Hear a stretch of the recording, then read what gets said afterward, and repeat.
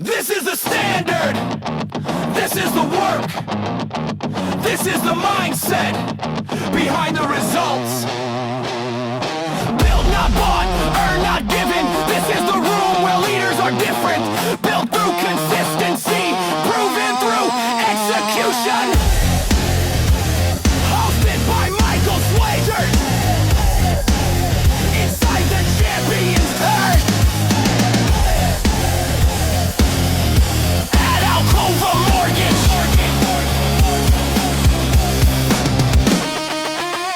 Welcome to Inside the Champion Circle, powered by ALCOVA Mortgage. Your host, Michael Sweigert, sits down with top producers, industry leaders, and some of the most well-known mortgage influencers in the world and engages them in high-level conversations on what it takes to be elite in the mortgage industry. ALCOVA Mortgage, Equal Housing Lender, NMLS ID 40508. Michael Sweigert, NMLS ID 1240868, NMLSconsumeraccess.org. Terms and conditions apply. All loans subject to credit approval. Grab a drink, put your headphones on, and enjoy this week's guest, Joe Jauch. No, Joe, thanks so much for joining. And so, you're in Lynchburg, Virginia. So what's actually, I don't know much about, we've had a lot of people on from the Virginia market, but what's your market like? Because it's not, I feel like, Ryan Charles, his average loan amount seems to be a little bit larger than maybe Jason Helmenthaler. So what's your market like? Yeah, I think Lynchburg's just a great mix in between. It's not Northern Virginia. It's not Roanoke. It's, in between Roanoke and Charlottesville. And it's sort of, that's about where it settles from an economic standpoint. I mean, Liberty University is the driver of everything around here.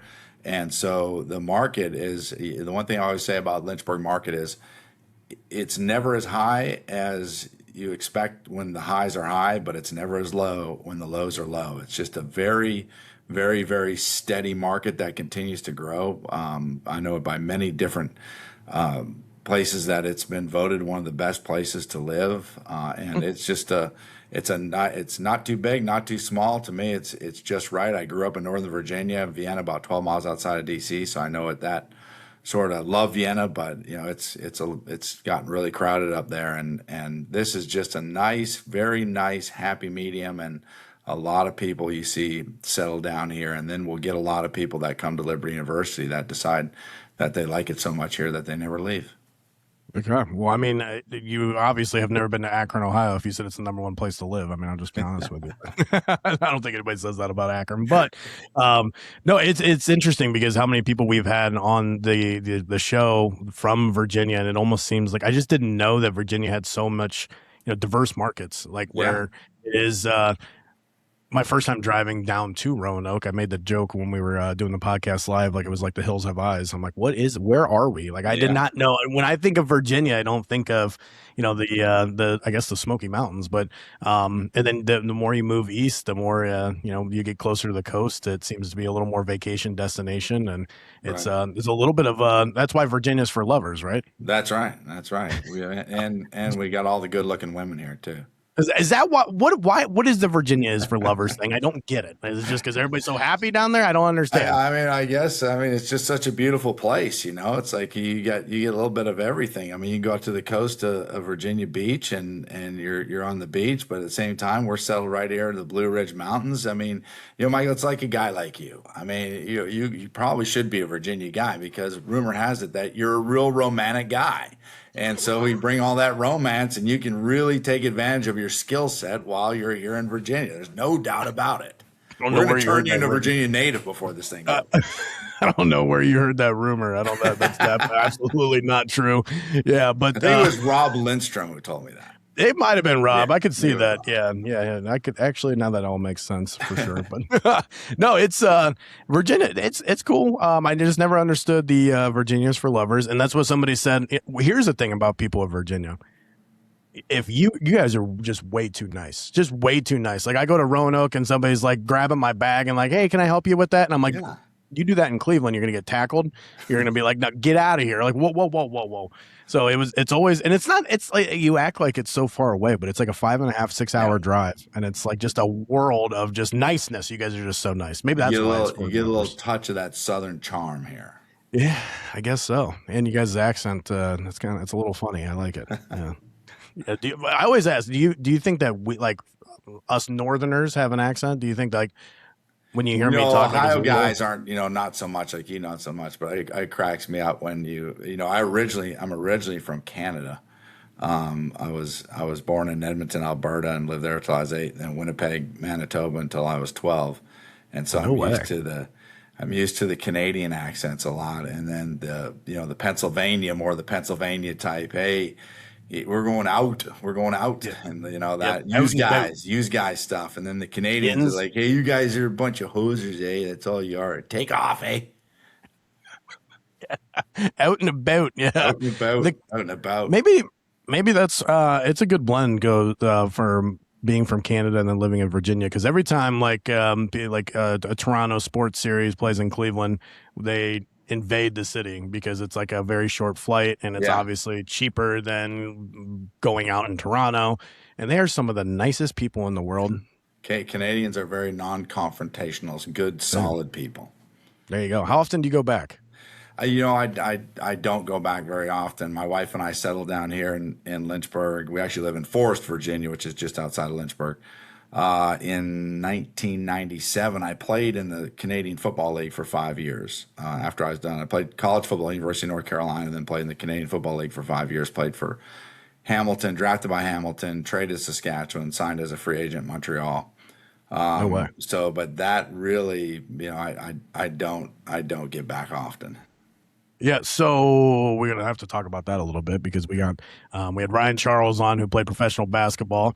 The next episode, I believe, the last episode was Stephen Knorr, who played I think Division I AA college football. So now we got Joe playing at the University of North Carolina. Go Tar Heels, right? Yeah, that's right. I'm a Tar Heel fan all the way, and still actually have me do their football broadcast now. So I'm the analyst on the radio for their football broadcasts, and just got signed on to do it full time now, and excited to see what improvements Coach Belichick can make this season. That's very cool. So what position did you play? I played wide receiver. Grew up.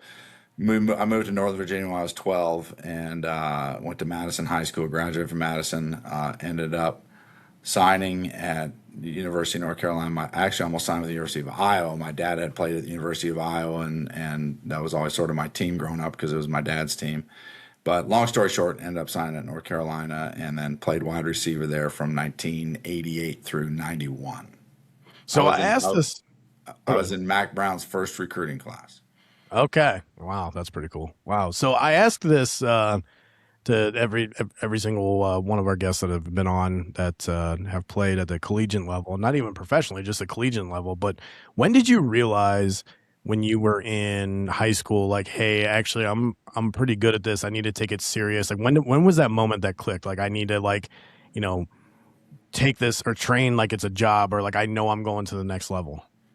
Yeah, I think for me it was a little bit different, and that's being that I had 3 older brothers, and my dad was a Hall of Fame head coach in the CFL, and so he just got inducted a couple of years ago, and finished as I believe the 5th all-time winningest coach in the history of the league. So I grew up around sports and locker rooms my whole life. My brothers, all 3 of my older brothers all played college football. And so I was more sort of like the next in line kind of thing. And we just played football. We played football in the backyard. It was funny. My dad, when we moved to Northern Virginia, my dad became the head coach of the Washington Federals, with the original USFL. And Donald Trump owned the New Jersey Generals, and a lot of the great NFL players came. Herschel Walker played for them. Doug Flutie played for them. Jim Kelly was with the Houston Gamblers. And there was all kinds of future NFL stars that were in that original USFL league. Craig James and Eric Dickerson were the Pony Express back at SMU in the day, and Craig James played for my dad at Washington. So Washington was where we moved to, and then funny being when we moved to DC, just outside in Vienna. Joe Gibbs, who was the head coach of the Redskins, ended up being our next door neighbor. And so I grew up with his son JD, and I played all my backyard football with all my buddies in Joe Gibbs' backyard back when they were winning the Super Bowl with the Redskins. I know Bobby will like that. Bobby remembers those days well when they were winning the Super Bowl, the Redskins back in the early '80s, and it was pretty cool to be a part of that and go to those games and just grow up in that whole environment. Joe Theismann, the old Redskins quarterback, lived down the street from us, and so it was a pretty cool time to grow up in that DC area. But to answer your question, is like football had always been just what we did, and so it wasn't more so of like, oh, at this moment I realize it was the next thing to do, and that's sort of just what we did. So in college, okay, so I feel like college had to change that a little bit, obviously, if you're going to play professionally. Yeah. So what about college? Like, do you remember that moment where like, all right, I'm actually damn good at this and I need to be better than my competition. I need to stand out from the rest. I have to be working harder, whatever it is, because I want to make it to the next level. Was there a moment like that, or was it just, again, like it was just the way you were raised, the way your life was growing up, that this is what I do?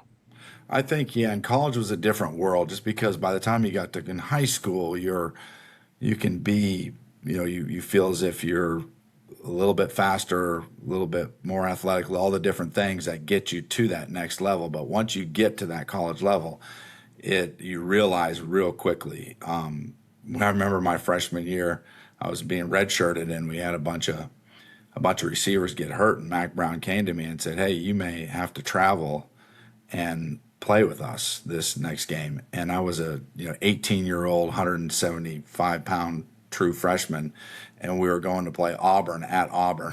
So I was like, yeah, I don't know if I'm ready for this. And so luckily I didn't have to go on that trip, and some guys got healthy enough where they didn't need to take me. But I think it was sort of like a little bit of shock and awe moving from high school to college with the level of play and the competition that you're at. And then the same thing happened when you move professionally. I mean, really, the two big leagues in professionally are the NFL, obviously, where the best of the best play, and then second tier is the Canadian League, where there's some really, really good football players. And so it was very difficult. I think the number one thing, well, really two things. I think one was getting used to the speed of the game at both levels. When you went to college, like trying to figure out, everybody's so fast, everybody's so strong, everybody hits hard.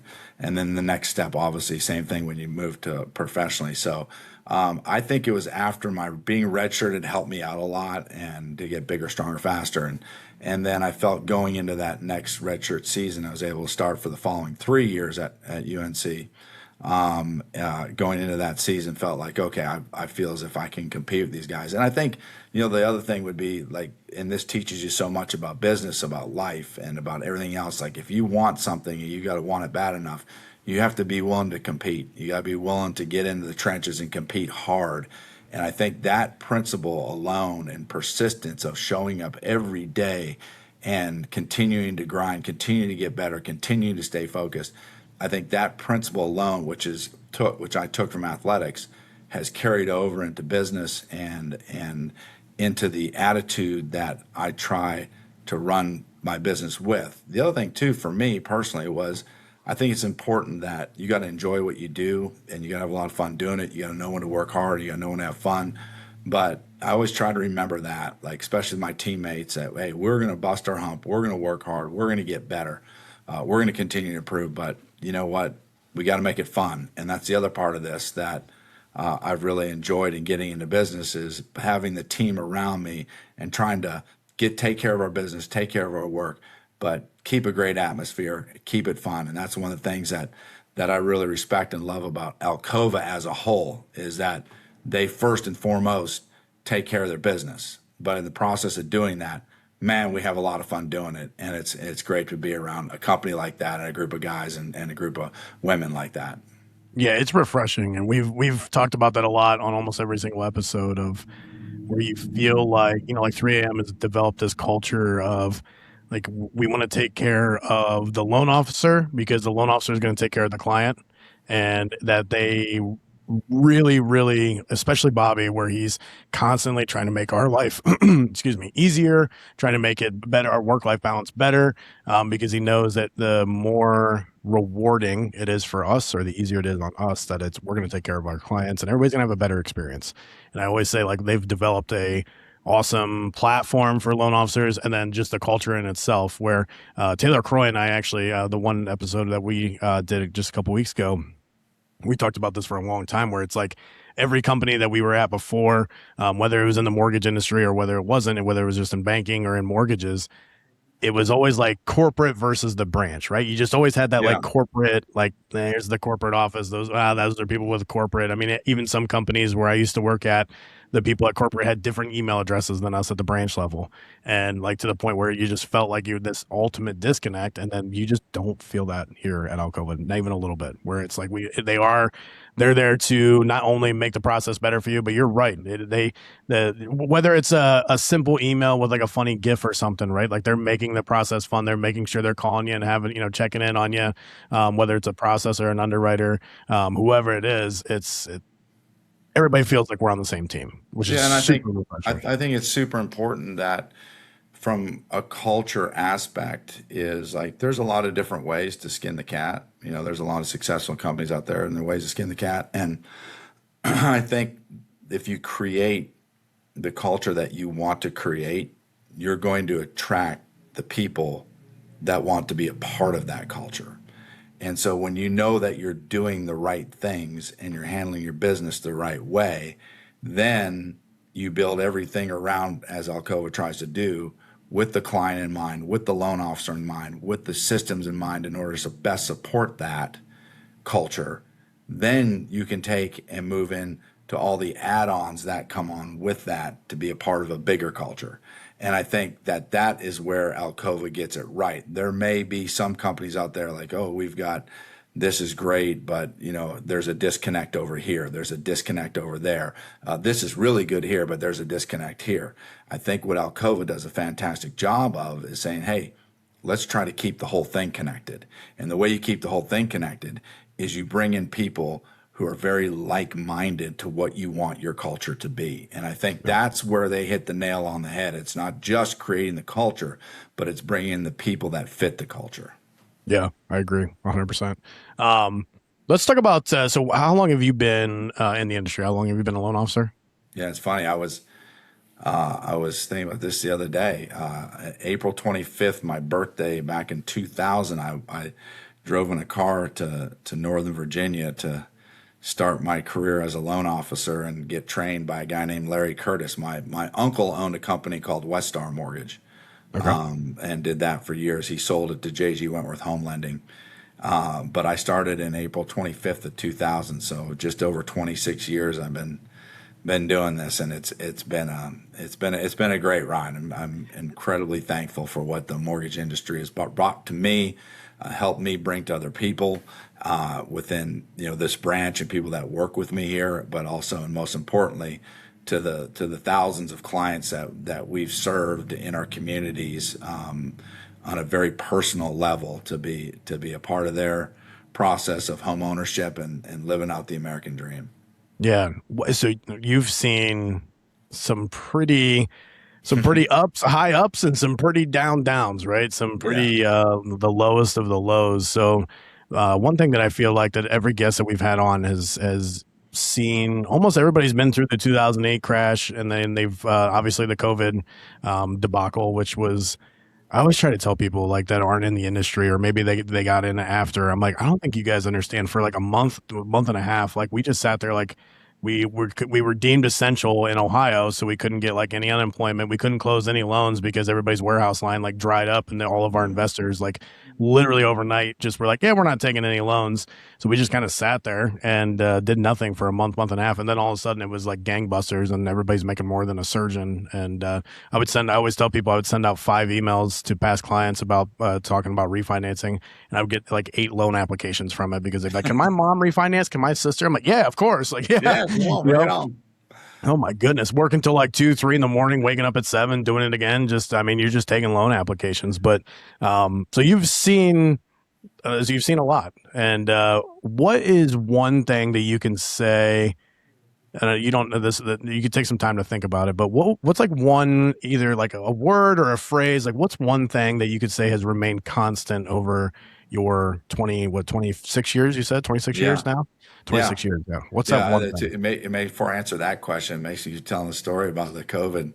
It was funny. Zach Melder, who's been with me for 10 plus years, I don't know how long Zach's been my assistant, runs is our branch manager here now, and we when they told us you got to get out of the office, and we moved into my basement, and then it just took off like gangbusters, and Zach would sit. We had two little desks set up in my basement, and him and I would just sit down there just doing what we're doing, and I said, Zach, I really feel bad about this. Now he got some good bonuses out of this, but I said, Zach, you really feel bad about this, but it was like a little bit like I treat him like a dog in a way. It's like I would go upstairs for dinner and I'd say to my wife, like, hey, Zach's still down there working. Maybe we ought to fix him a plate of food, and then I'd come down the basement.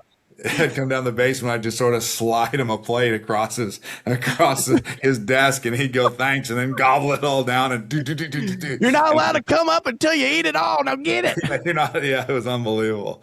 So we laugh on it, and we'd bring him upstairs if we knew he was staying around late. We'd bring him upstairs every once in a while, and he would sit with the family. We had all kinds of interesting things happen during COVID.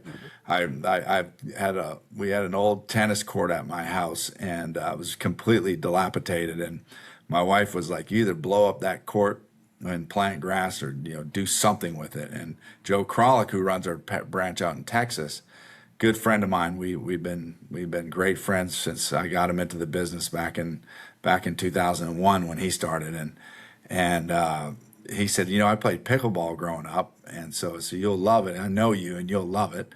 And so long story short, while COVID was going on, we were in that basement grinding out. We turned my tennis court into 4 pickleball courts. And so we started a pickleball league up back then. We got all kinds of projects around the house done, and that was quite a interesting time. That pickleball league is still going on strong. And tonight, I've got my first semifinal playoff match tonight.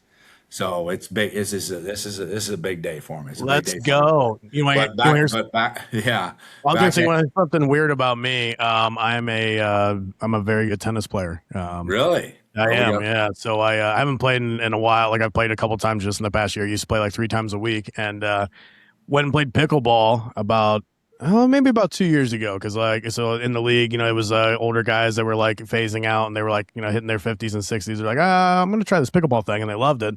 So they invited me one time to go play pickleball, and I'm no longer invited back because I picked it up great. You're a tennis guy. It just takes a few times. You'll figure it out. It's so fun. Listen, I don't know if this is if you're allowed to say this or not about pickleball, but it's a sport you can enjoy a few beverages and play. That's why I liked it. That's the truth. Yeah, That's a well said statement. Yeah. But back to answering your question, the one thing that has really stood out for me is, and I think I've told this story before, nothing, but my brother was a scout for the San Diego Chargers back when they had their run to the Super Bowl in the early 90s, and played Steve Young and the 49ers in the Super Bowl. I played at North Carolina with Natron Means, who was the Chargers running back back then, all pro running back, and Bobby Beathard, who had been the GM of the Redskins, was now the GM of the Chargers. And so we knew the Beathard family well, just because we grew up in that area in football and everything else. I was out in San Diego. I just finished playing in Hamilton, flew out to see my brother and some teammates of mine that played at Carolina that were now playing for the Chargers, and flew out there and was hanging out with my brother. My brother said, let's go by Bobby Beathard's office. And so we went by Bobby's office, and I thought, man, this is really cool. I'm a lifelong Redskins fan, and I'm going to go in his office, and I'm going to see the old Super Bowl rings and pictures of John Riggins, and all like this office is going to be really cool. I'm excited about this. We're walking down the hallway, turn into his office, and in that office, all there was a desk and a bunch of papers scattered across the desk, a chair, and that was it. Besides one thing that was hanging behind his desk, and I was like, well, this is Bobby Beathard, one of the top GMs in the NFL, Super Bowl champion GM, now taking another team to the Super Bowl. I thought, that whatever's on that wall right there has got to have some meaning to it. And so I walked over and we're talking. I looked at it, and it's really what the one thing that was on that wall is that I built my business around, and the encouragement that I give to loan officers, to salespeople, and that was all it said. It was a frame picture, this big frame picture, and it just said on it, persistence. The most essential factor is persistence, the determination to never allow your energy or enthusiasm to be hold on, energy to be and create the discouragement that will inevitably come. And so don't ever allow your energy or your enthusiasm to create discouragement that will inevitably come. Is that you've got to keep your energy, your enthusiasm up and the same no matter what happens, because in sales, you're going to be told no over and over, and you can't allow your energy or your enthusiasm to change, because it doesn't say the discouragement that might come, it's the discouragement that will inevitably come. And so it's going to be there, and you should never change your energy or enthusiasm no matter what your situation is. Be consistent in who you are, be consistent in your persistence, and show up day after day. And when you do that, good things will happen. When you have a heart of service towards other people, heart of helping other people, and you stay persistent with it no matter what people say. And if they say no over and over again, don't allow your energy or enthusiasm to change. And I think that one principle alone is really what we built our culture on around here as part of the Lynchburg branch. I love that. I love that a lot. Yeah. And people don't realize too, like, I feel like the outside looking in, people don't understand that this job is a sales job. And it's also an operations job, and it's not just selling to one person. You're selling to referral partners, you're selling to clients, you're selling to listing agents to hopefully accept your offer. I don't know about you guys, but we're back to that market where we have, 8 to 10 offers on the property again. So it's like, I'm back to like making phone calls like, hey, this is how well qualified people are. But I don't think people realize that. And what makes, I think, this job so difficult, I remember seeing a stat a couple of years ago, and I can't remember that it's like 71% of all loan officers fail within the first 2 years or something like that. It's a really high number. And it's because people don't realize that, you got to have the sales hat. You have to have the operational hat. You have to be a presenter. You have to be an educator. You have to wear all these different hats. And I love that quote because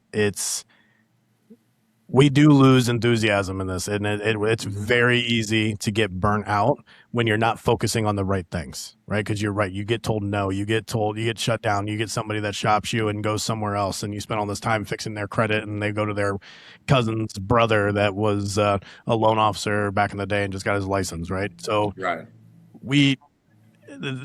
maintaining that enthusiasm, I love that, and I'm going to actually probably steal that and probably use that. Feel free. Yeah, it's great. That's a great quote. Because this job, let's just call a spade a spade. It's hard. I think it's harder now than it ever has been, while it's easier than it ever has been. Because you remember when I first got in this industry, and I'm not even trying to make myself sound old, but it was 10 years ago, and we used to wet sign the loan application. And now we're doing things on our phone. I mean, I pull credit reports on my phone. I can lock a loan with my phone. That's just crazy. And it's still harder, I think, than ever to develop relationships, to earn the trust of a client, to, obviously inventory, right? The stuff out of our control. But it's, that's why I love that quote. It's like playing through my head right now. How many times I'm going to text it to like 18 realtors as soon as we get off the air. I love it. I'll send it to you. Yeah. It's funny. You talked about back, like how much it's harder in many aspects, but it's also a lot easier due to technology.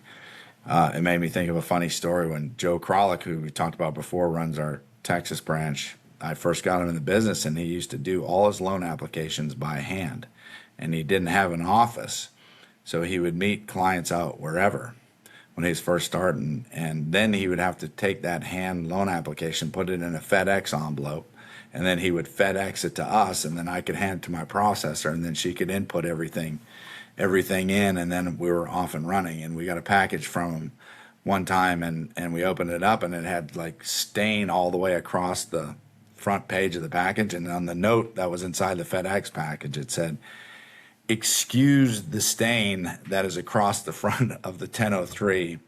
I did this loan application at the Peking restaurant, the Chinese Peking restaurant in Austin, Texas, and we might have had a little bit of a duck sauce spill on it. Yeah. So that tells you like what it originally was like when we first got started, and now it's a totally different world from a technology. It was like that when I got started. I used to meet people at Panera Bread. We had like just a little tiny office, and I'm not having anybody meet here. And I'd go to a Panera Bread and I'd sit there and meet them and buy them lunch or buy them dinner or whatever, and we drink coffee. And I feel like it was easier then to do this job, even though you had all that paperwork, right? Because I sat there and broke bread with them, and I could sit there and educate them. And I just said like how many different hats that we have to wear. And Barry Habib, I've said it before on this podcast, but he said that no longer are people paying for information; they're paying for knowledge. And I didn't know that back then, but that's why I had such a maybe like I was not part of that 71% that failed when they first started in this industry, because I was able to show knowledge. I was able to build trust. And, and it was not just I'm getting a mortgage. It was, hey, let's actually look at your entire financial standing and let's make a great financial choice. And let me educate you on every single option you have available. And I was forced to, because I had to meet them in a Panera Bread where I one time spilled coffee all over the 1003 and had to upload that and like it didn't work. And like even now, like taking pictures with your phone to scan it in, it like converts it over to PDF. I remember taking a picture of it and trying to like lighten it up a little bit just because like I had the dark stain of coffee, and I'm just and then like how big of a hassle it was to upload that. I'm like, now you go in the app and just hover over it and it takes it for you, right? These young guys now, Michael, the old Jeff Foxworthy, that was, you might be a redneck if, those jokes, right? Yep. For us, you might be old in the mortgage industry if. That's what all the young people are saying. Or if you spilled coffee on your loan application or duck sauce on your loan application, you might be old if. You might be old. That's us. Oh my God. I'm getting there. Yeah. It's weird. I'm 35 years old, but I feel like I'm like, you're still young, Buck. You're still young. I got started in this industry way too young, I guess. But it's wild that where we've seen the business. And that's the thing. I've talked about it before on this podcast, but 3AM embraces all the new technology. Basically, Bobby gets wind that something's going to be easier for not just ourselves, but our clients. It's like, hey, we're going to try this out. That's why I always say to people in the industry, our platform is untouched. You hear all these like big box companies that have, they talk about their AI underwriting. They talk about their app for their clients. I'm like, yeah, we have it too. Right. And we have it, and it makes our life easier. But at the end of the day, it goes back to having that culture to let the branch partners and loan officers thrive and build their business.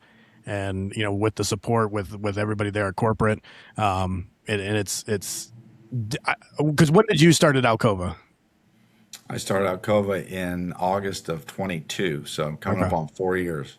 Yeah. And is it like, I don't want to speak for you, but, for me, it was a 9-day difference when I came over here. And it was like this refreshing, like, why did I not know this was on the other side, right? Or how did I not know I could do this for my business? And, Yeah, I think for us, a big part of my decision to come to ALCOVA was that we had signed we were getting ready to sign a deal with Liberty University through their alumni association. And I like the like-minded of culture between Liberty and ALCOVA, and they wanted to do something to help reach their alumni and give them a benefit that would be very substantial for them. And so we created that Liberty incentive program, giving a 1% lender credit up to $5,000 for the Liberty staff, employee, alumni.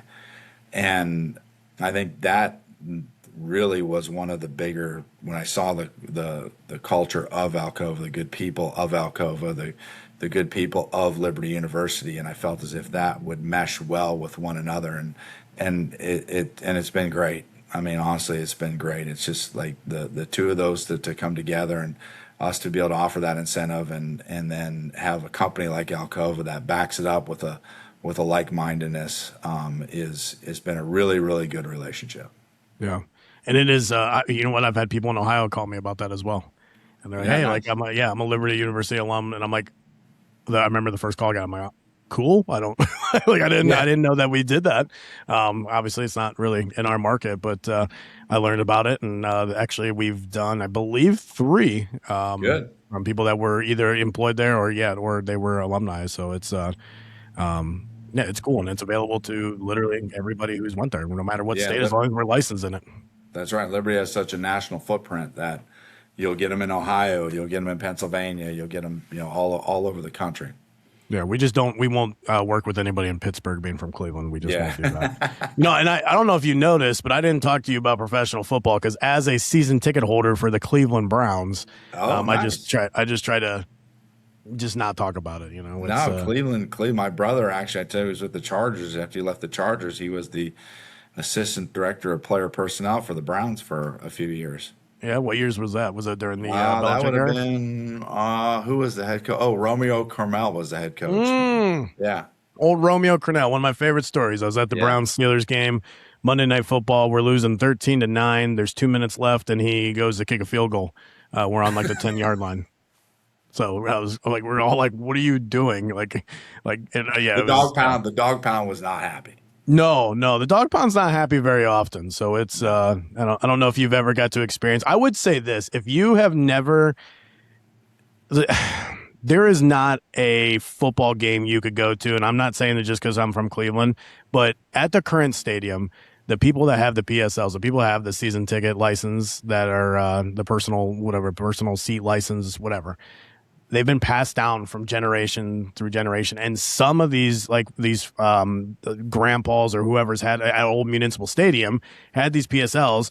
They would like mortgage their house and pay for a lifetime payment. So like their family and their kids didn't have to pay very much to renew their Right. season tickets. So some of these guys in the dog pound in that seat, it's only been them, or it's only been their son or their daughter or their family. Like it's never been anybody else. They don't sell them.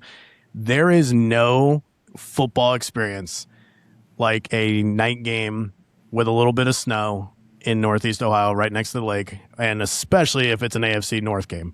It is incredible. I went to the 425 game 3 years ago. Was it 3 years ago? I think the Ravens played we played the Ravens at home. It snowed. We beat them like 13-9. It was a low scoring game.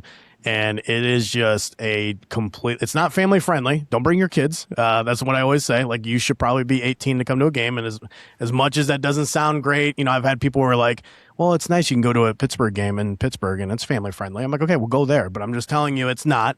And it is just old school, these just very blue collar dudes that haven't missed a game since the 80s. And they were so upset when Art Modell moved the team. And it's a different atmosphere, and you're going to miss it when they're building this new stadium, which, by the way, nobody in Cleveland wants, and they're building that new dome in Brook Park, and it won't be the same ever again. So, like, football almost is dying. Old school football is almost dying in Northeast Ohio. No matter how bad the Browns are, it's just the atmosphere of, football, which is sad, but at least Buffalo's going to carry it on for us, I guess, is what we always say. Our Lake Erie brothers. You'll like this. Then 2 things. One, I had been to a Cleveland Browns game when my brother's at Cleveland. I saw him beat Kansas City in Cleveland. So that was a Was that with Charlie Fry? The backup quarterback came in. Who was your quarterback in the backup? Yeah. So Charlie Fry was somebody got hurt and then Charlie Fry came in, or Charlie Fry got hurt? I was at that game as well. I was, yeah. It was like 34-31. They beat Cleveland. I met Jim Brown, took a picture with him in the tunnel. Very cool. So that was cool too. I was like, that's Jim Brown. And took a picture with him with my kids. That was cool. And then you'll like this. I coached for Liberty University for 2 years, and I was on Sam Ratigliano was the head coach at Liberty when I was on the staff the last 2 years he was there. There we go. That's cool. Former Cleveland Browns NFL Coach of the Year. Yep. He was involved in the drive. He was involved. Yeah, he was the drive. And no, was it the drive or was it what's it? Red Right 88. I think that was the. We have the drive and the fumble. I think was it Red Right 88? Wasn't that? Is it Red Right 88? Is hold on. That was Sam Ratigliano. I know that for sure. Well, why am I thinking Red Right 88? The drive might have been that, but Red Right 88 was Sam Ratigliano for sure. Yeah, most. I know it's Cardiac Kids. I'm trying to. Oh, yep, it was Sam. Yep. Yeah. Yep. Okay. But no, Sam was mad. Sam had all the stories about Cleveland. So I've got a little bit of a connection to Cleveland. It's cool. You know, like, so we're our office here in Wadsworth. So we're, like I said, we're right outside Akron, maybe 25 minutes from the Pro Football Hall of Fame. I have never been. Yeah, we went to that. It's great. Did you? Yeah, it is cool. It's not a Great. great, I could say it being from, it's not maybe in the best of areas, but it's cool that it's on the Yeah. field, where football was born. It's right there, and it's Cool. so they stayed true to it. And I know there's been a lot of pressure where they want to move it, and the NFL's like, no, like, it's been here. This is where football was born.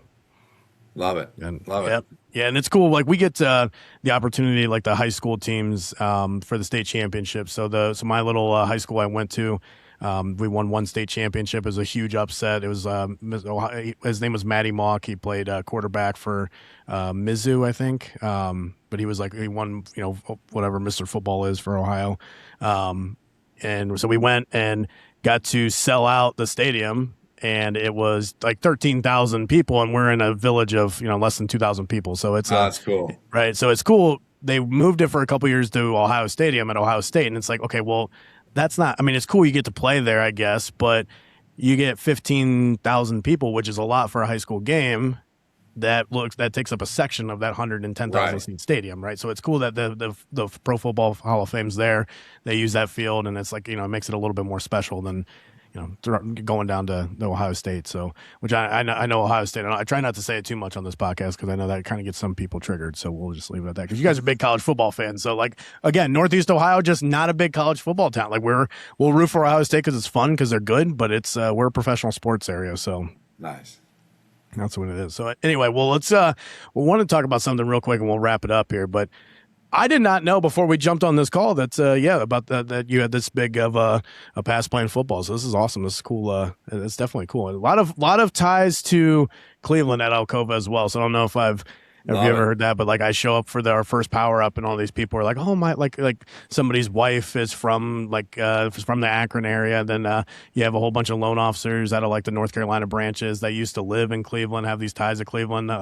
Like Taylor Croy and his whole staff went to the Cavs game at the first power up, and they're like, yeah, we're actually at the Cavs game because we love Cleveland. I'm like, okay, cool, weird, yeah. So a lot of ties. Almost every time I go down there, I meet somebody new that has a tie to Cleveland. But how important is it in this industry to stay true to yourself, to be who you are? Because we were talking about this before we were on the air, but I feel like a lot of people, and we touched on sales and how important or how much of this job is sales. A lot of people in that industry tend to fake it till you make it, not be who they are.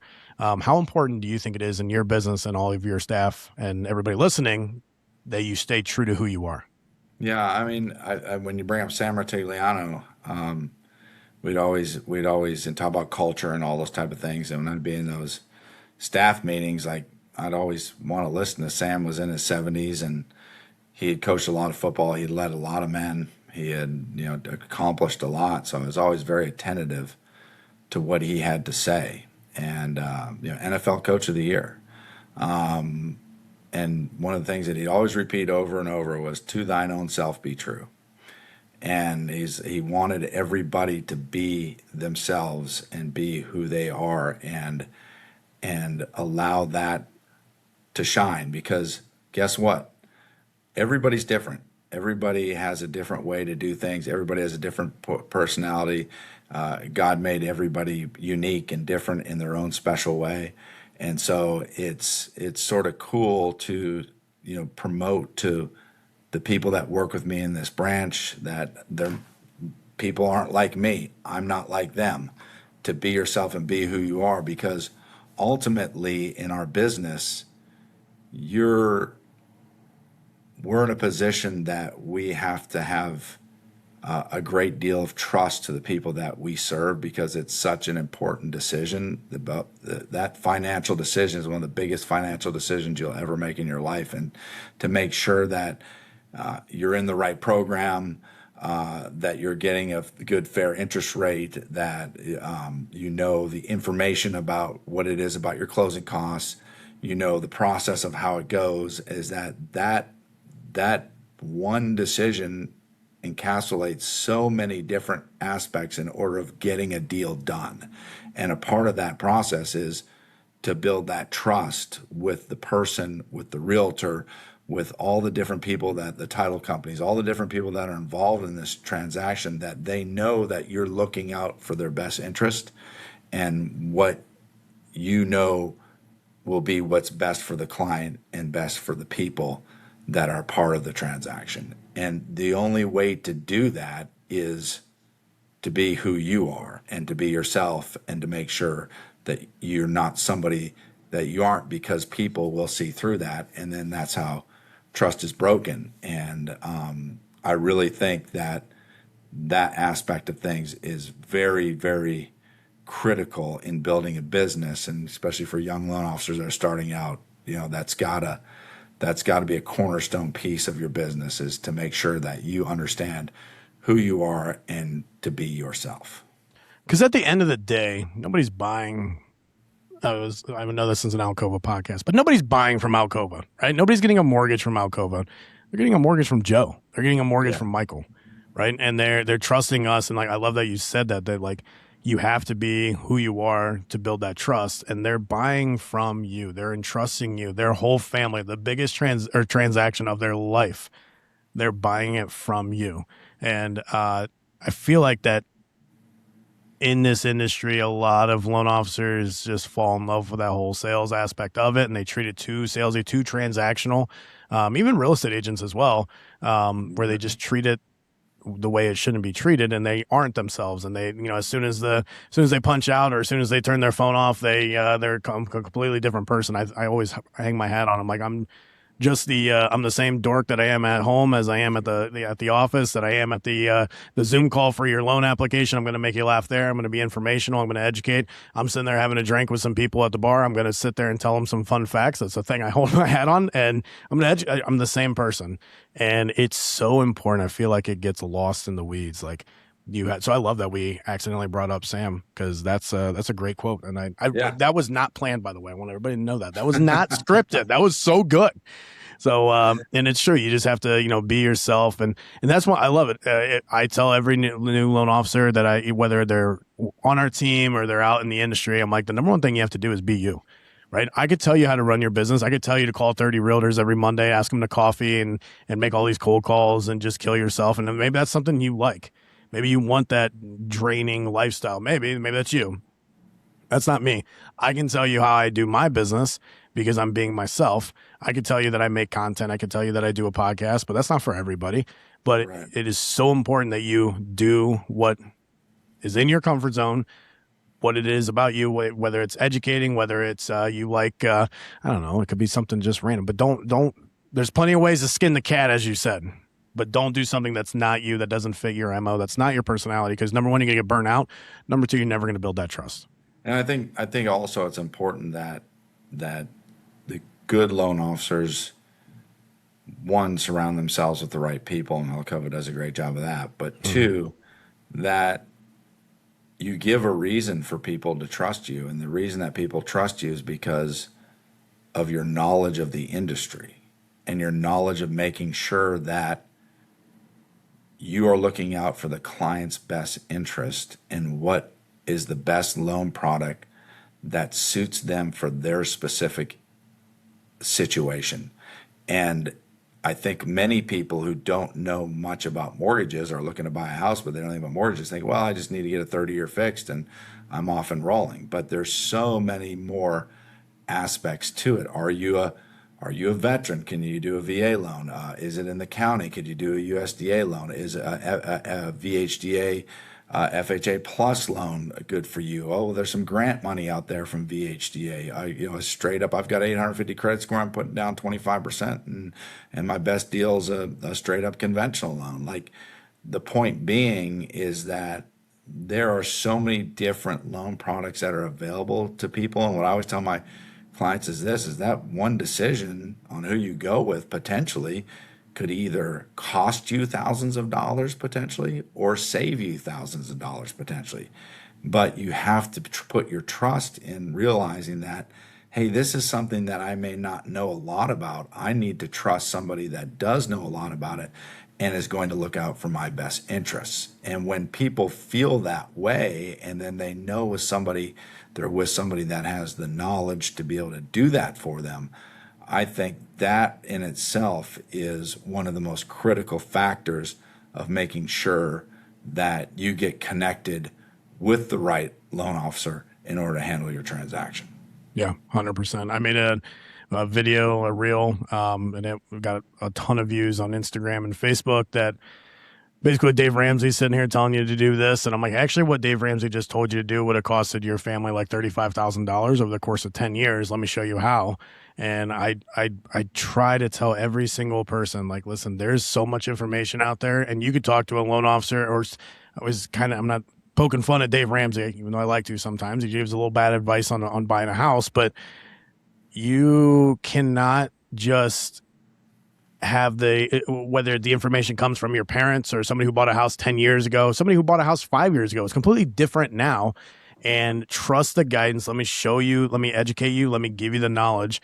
And because you may sit here and think that 25% down with your 850 credit score is the way to go. And I'm sitting here saying, like, well, why not just go, 30% down and hit the zero loan level pricing adjustments? And or why would you do 30%? Why would you do 20? Use that other 10%, putting it in a some money market or some financial instrument tied to the S&P and get 14% over the course of 10 years. Let me show you the difference there.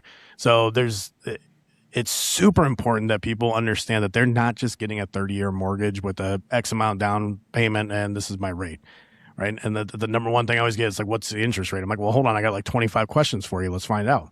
I have no idea because there's so much that plays into it. So it's important. I know I said it earlier, but people no longer pay for information. People pay for knowledge. People want you to be an advisor, an expert, and we have all the tools here at ALCOVA. Our platform is, I'm telling you, it's one of the best out there to become an advisor.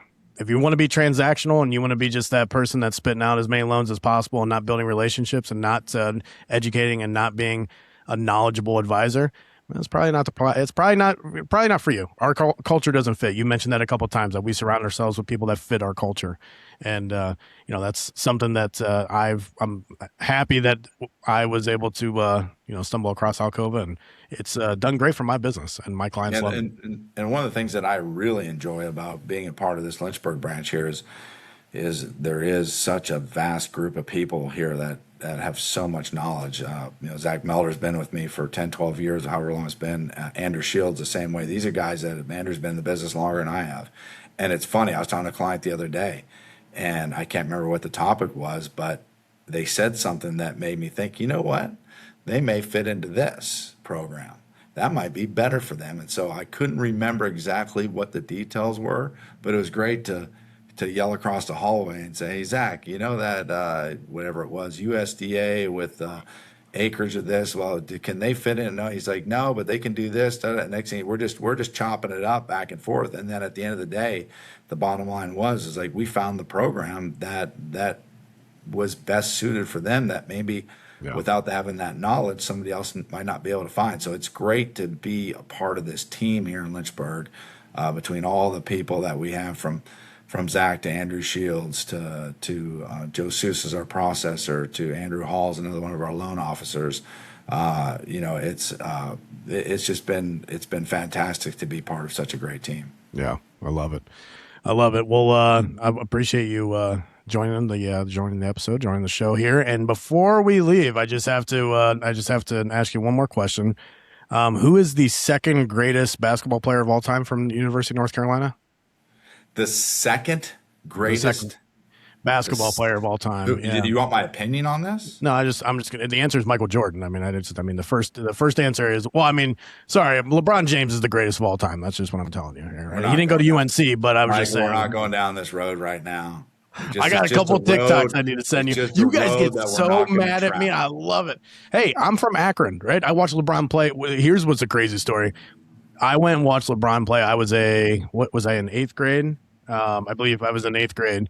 Went and watched him play his senior year against St. Ignatius, big football school, but they're a private Catholic school up by Cleveland, and they sold out quick. Well, at the time it was the Gund Arena, but where the Cavs play, it was the only sellout of the year. 20,562 people went and watched St. Vincent St. Mary's from Akron versus St. Ignatius from Cleveland, a high school basketball game. And we paid like $60 a ticket then, and we sat up in the nosebleeds.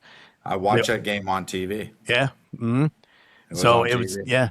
And he was, I will give LeBron this, zero controversy. And that camera's been in front of his face since he was 14 years old. Who's the number one basketball player to come out of UNC? Oh, no, I sorry. I think I worded that wrong. I just meant who is the number 2 greatest basketball player of all time. I thought you were talking about could come out of UNC. No, my bad. Jordan. No, my bad. Yep, sorry. My apologies. Yes, you're right. Michael Jordan is the greatest basketball player of all time, hands down. From UNC, Lawrence, but number 2 Taylor, and Lawrence but number Taylor 2 of all UNC, time. And Lawrence Taylor from UNC is the greatest defensive football player of all time. So we have the greatest defensive player of all time, and we've got the greatest basketball player of all time. It's called the University of National Champions for a reason. I was gonna say Myles Garrett, but we just traded him, so now he's dead to me. I don't care. Good stuff. All right, Joe. Appreciate you so much for joining, and people can follow your branch. You guys have like a Facebook account or anything like that? Oh yeah. We got Facebook account, Lynchburg Branch, and I got the Liberty alumni discount.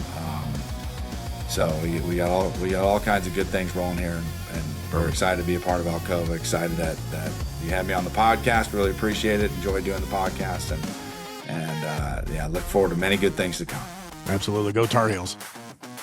Thanks, Mike. Appreciate it. Absolutely. This is the standard.